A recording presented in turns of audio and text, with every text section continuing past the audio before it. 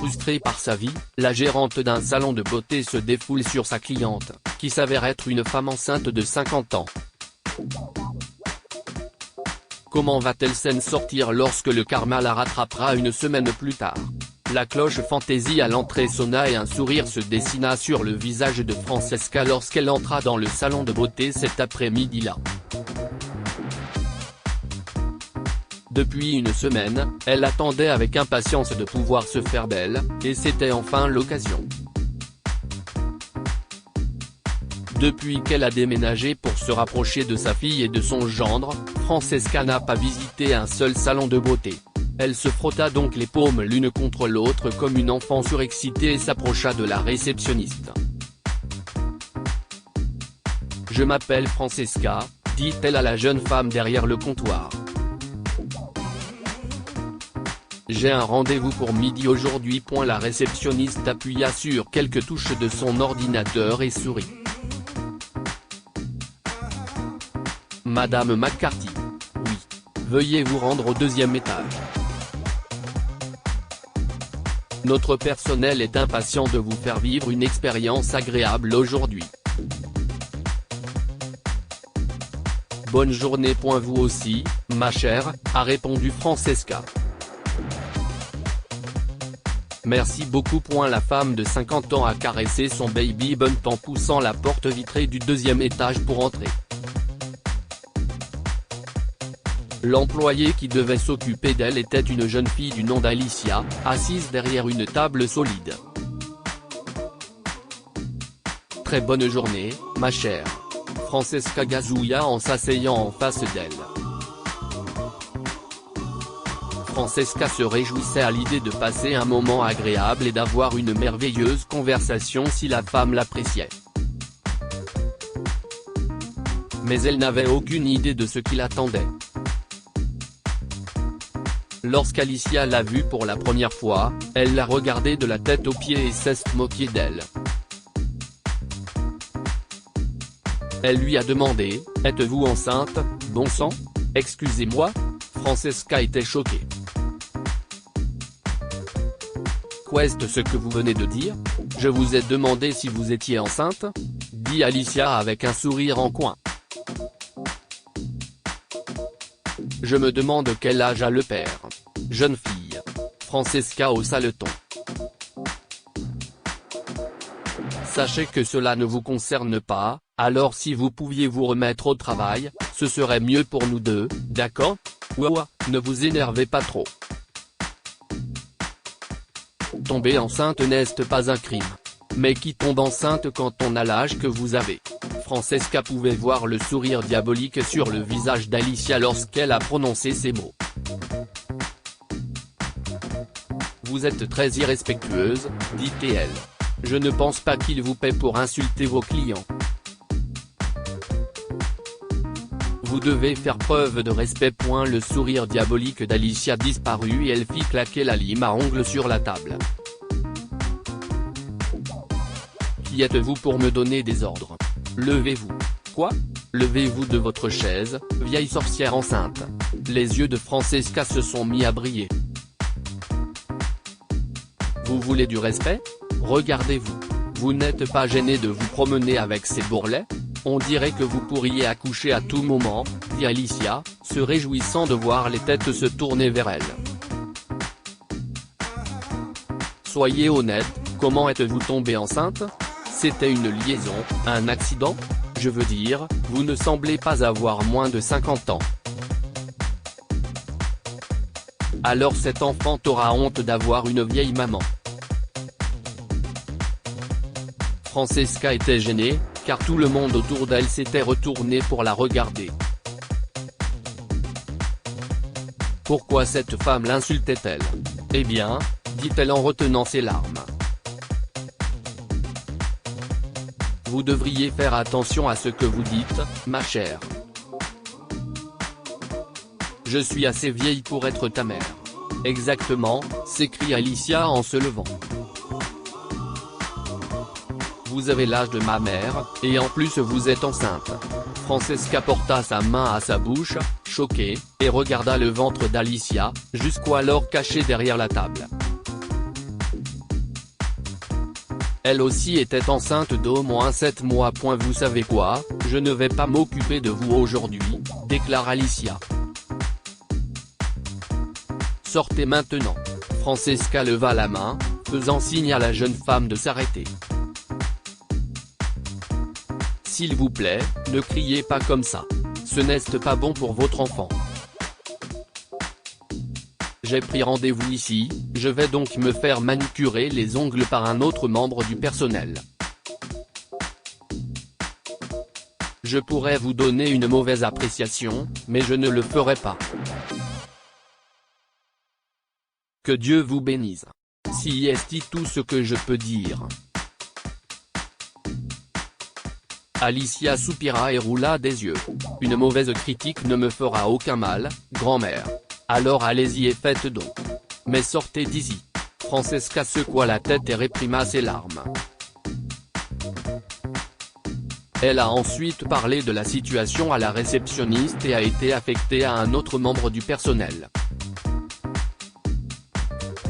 Bien que sa journée n'ait pas été aussi agréable qu'elle l'aurait souhaité, Francesca s'est fait faire les ongles et est rentrée chez elle. Alicia était une future mère célibataire qui avait du mal à joindre les deux bouts.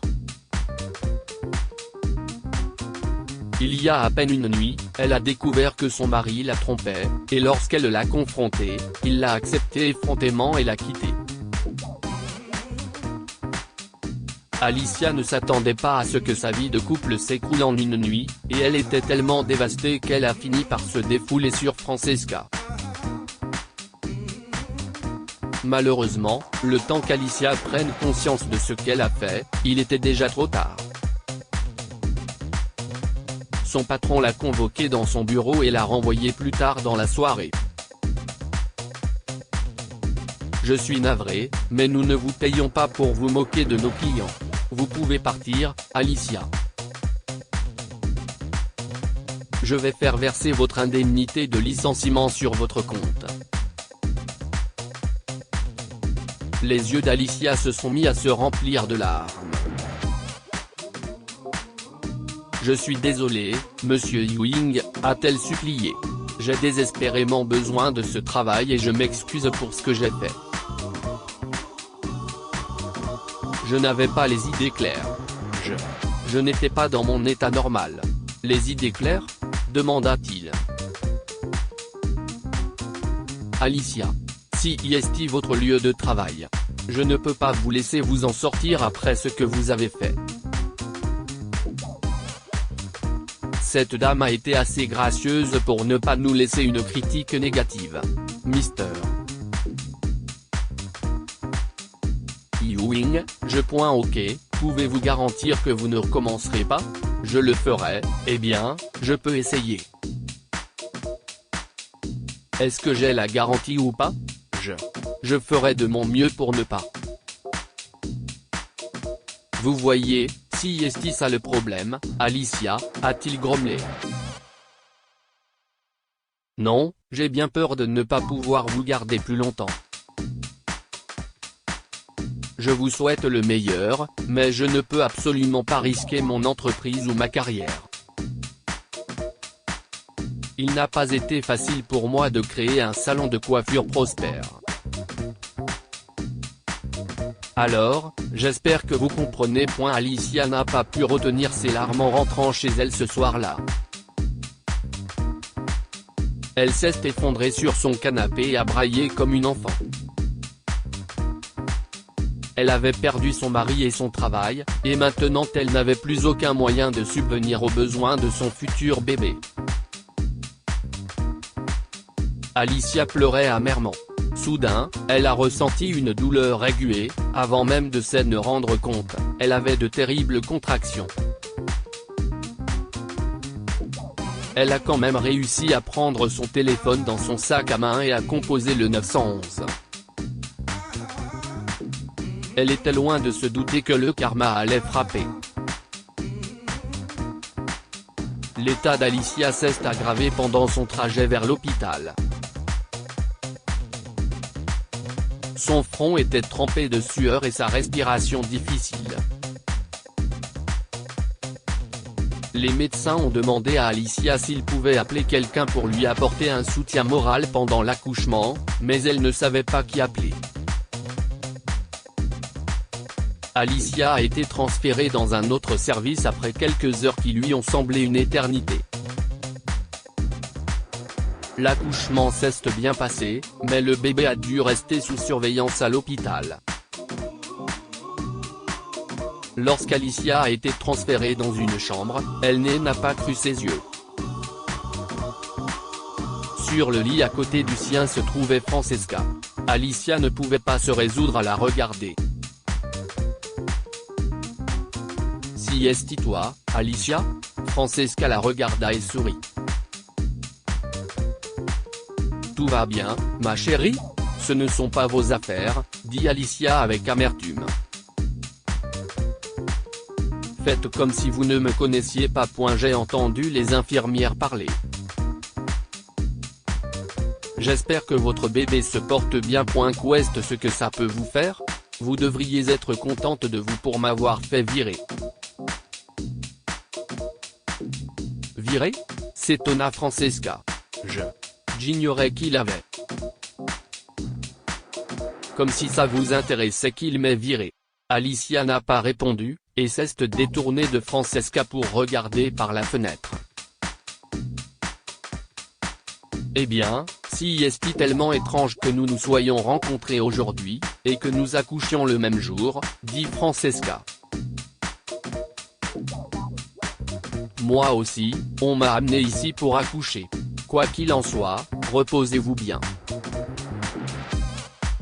Alicia ferma les yeux, les larmes coulant sur son visage. Elle n'a pas regardé Francesca une seule fois. Elle s'est endormie sur le lit d'hôpital et n'a pas entendu Francesca partir pour son accouchement. Alicia s'est réveillée des heures plus tard et a trouvé un couple dans sa chambre, sans savoir ce qui se passait. Ensuite, elle a vu Francesca tenait un bébé dans ses bras sur son lit. Qu'est-ce ce qui se passe ? A demandé Alicia, confuse. Oh, nous sommes désolés de vous avoir dérangé, s'excusa Francesca. Si est ma famille. Si est ma fille et mon gendre. Et ce petit bébé. Si est leur enfant. Oui, ma chère, oui, acquiesce Francesca. Elle a expliqué que sa fille et son gendre avaient des difficultés à concevoir un enfant, et que même après une série de traitements, rien n'avait fonctionné. Francesca voulait les aider et a donc passé des tests pour savoir si elle pouvait porter leur enfant. Heureusement, tout s'est bien passé. Je suis vraiment désolée. Disait Alicia en sanglotant. Je ne savais pas que vous faisiez cela pour votre fille.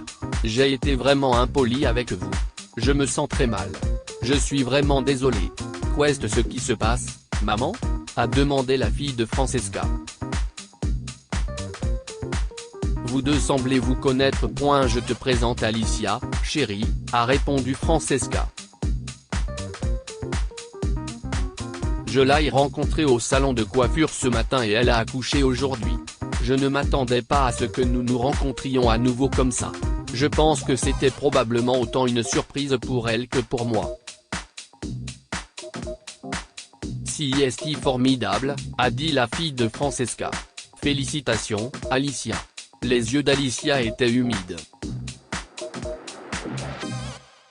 Elle a été si dure avec Francesca plus tôt dans la matinée, mais Francesca et sa famille ont été si aimables. Alicia remarqua alors les fleurs et les cadeaux sur la table de Francesca et se souvint qu'elle avait aussi une famille, qu'elle avait volontairement repoussée. Ma mère, avoue Alicia à Francesca, je ne lui ai pas parlé depuis des lustres. Mon mari me trompait et je ne l'ai découvert que récemment. Après son départ, je n'ai plus été moi-même. J'ai été très méchante avec vous. Je suis désolé. Vous êtes une femme gentille et vous avez des gens qui vous aiment. Merci pour vos souhaits. Appelez-la, a suggéré Francesca. Je parie qu'aucune mère ne peut rester longtemps en colère contre son enfant. Est-ce qu'elle acceptera de me parler? J'ai été très méchante avec elle aussi. S'il vous, appelez-moi Francesca, a dit Francesca. Et dites à votre mère que vous l'aimez. Je suis sûr qu'elle n'est pas fâchée contre vous. Et puis, elle aimerait bien rencontrer sa petite fille. Francesca s'est senti mal pour cette femme qui était seule à l'hôpital après avoir accouché, et elle a demandé à sa fille d'aller chercher des fleurs et des cadeaux pour Alicia aussi. Alicia n'a pas pu retenir ses larmes et a sangloté en réponse au geste de Francesca. Malheureusement, la mère d'Alicia n'a pas répondu à ses appels. Une semaine plus tard, Francesca est sortie de l'hôpital et est rentrée chez elle. Un matin, alors qu'elle prenait son petit déjeuner, elle a entendu sonner à la porte. Lorsqu'elle a ouvert, elle a été surprise de voir Alicia dans l'embrasure. « Bonjour, Francesca, dit-elle timidement. Je voulais vous remercier de m'avoir encouragée à appeler ma mère. Elle m'a répondu et m'a dit qu'elle voulait emménager avec moi pour m'aider à m'occuper de mon bébé. » Waouh, a dit Francesca. Si est merveilleux, n'est-ce pas? J'ai besoin de votre aide, Francesca. Est-ce que je peux travailler pour vous? Je pourrais être votre bonne, et m'occuper du ménage et de tout le reste. Francesca était confuse. Qu'est-ce ce qu'il y a? Vous êtes à court d'argent? Les larmes aux yeux, Alicia a avoué qu'elle n'avait pas assez d'argent pour acheter des billets pour sa mère, qui vivait dans un autre état. Elle avait déjà perdu toutes ses économies à cause des factures de l'hôpital, et elle savait qu'elle ne pourrait pas trouver un emploi de sitôt. Francesca a accepté d'aider Alicia, mais à une condition bien précise. J'ai toujours voulu avoir une deuxième fille et j'ai besoin d'aider pour le bébé de ma fille. Alicia ne put retenir ses larmes et acquiesça. Vous êtes un ange, Francesca, dit-elle. Je suis si heureuse de vous avoir rencontré. J'apprécie ce que vous faites pour moi. Merci à vous aussi, dit Francesca en souriant. Maintenant, entrez. Une semaine plus tard, Alicia changeait les couches du bébé de la fille de Francesca chez cette dernière, perfectionnant ses compétences de mère après avoir trouvé en Francesca une figure maternelle. Que pouvons-nous retenir de cette histoire? Chaque personne a une histoire, il ne faut pas tirer de conclusions hâtives. Alicia a déversé sa frustration sur Francesca et s'est moquée d'elle parce qu'elle était enceinte à 50 ans, sans savoir que Francesca aidait sa fille et son gendre. Même le cœur d'une personne froide peut être attendri par la gentillesse et l'affection. Alors qu'Alicia était impolie avec Francesca, Francesca a toujours traité Alicia avec amour et gentillesse, ce qui a rendu la jeune femme meilleure. Partagez cette histoire avec vos amis. Elle pourrait égayer leur journée et les inspirer.